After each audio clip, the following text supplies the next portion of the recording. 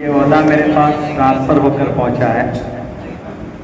میں دو باتیں کہنا چاہوں گا. پہلی بات تو دل سے شکریہ ادا کرتا ہوں پوری ٹیم کا، حضرت مولانا شاہد عادل صاحب کا اور حضرت قاری مطیع الرحمان صاحب کا. میرے خیال سے ضلع ارریہ میں شاید اس طرح کا پروگرام کئی سال کے بعد ہوا ہے.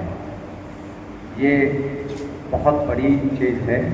قرآن کریم جو سب سے مقدس کلام ہے، ہم لوگ اس کی اہمیت کو نہیں سمجھتے ہیں. کتنی زبانوں میں وہ قرآن پڑھا جاتا ہے وہ نہیں جانتے ہیں. آج پتہ چلا بہت سارے لوگوں کو.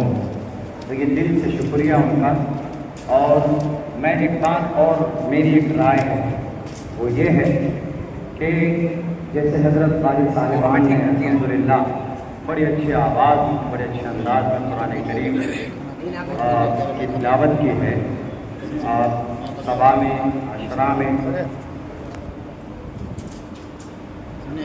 اگر کیا اچھا ہوتا ہے یہ بھی جان جاتے کہ بہت سے لوگ ایسا بولتے رہے من الجنت والناس نہیں، والناس پڑھ دیا، غلط پڑھ دیا. حالانکہ وہ غلط نہیں. اگر یہ چیز لوگوں کے بیچ میں پڑھتے سمے اگر ہم بتا دیں، میرے خیال سے میری اچھا ہے، میری خواہش ہے کہ اور اچھا ہوگا. ان کو یہ پتہ چلے گا کہ ہاں صرف جو ہم پڑھ رہے ہیں من الجنت والناس نہیں، وتری الناس سکارا نہیں، سکیرے بھی ہے. الرحمن الرحیم مالک یوم الدین، الرحمن الرحیم مالک یوم الدین، یہ نہیں ایسا بھی ہے. بتائیں اگر پتہ چل جائے تو زیادہ میرے خیال سے، میں کوئی زبردستی نہیں کر رہا ہوں آپ لوگوں پر، زیادہ سب کو مخاطب.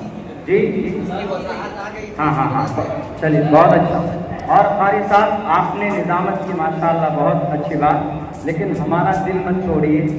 الحمدللہ وسائل کی صرف کمی ہے، ورنہ سیمانچل میں ایسے مجاہد لوگ ہیں.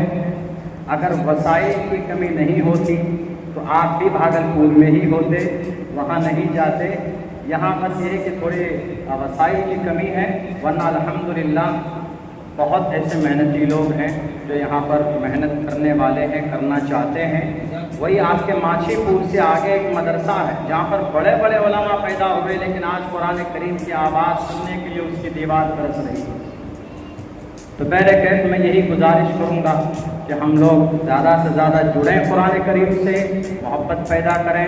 انشاءاللہ اسی قرآن سے ہم لوگ فیض پائیں گے. بہت بہت شکریہ. جزاک اللہ. السلام علیکم ورحمۃ اللہ وبرکاتہ.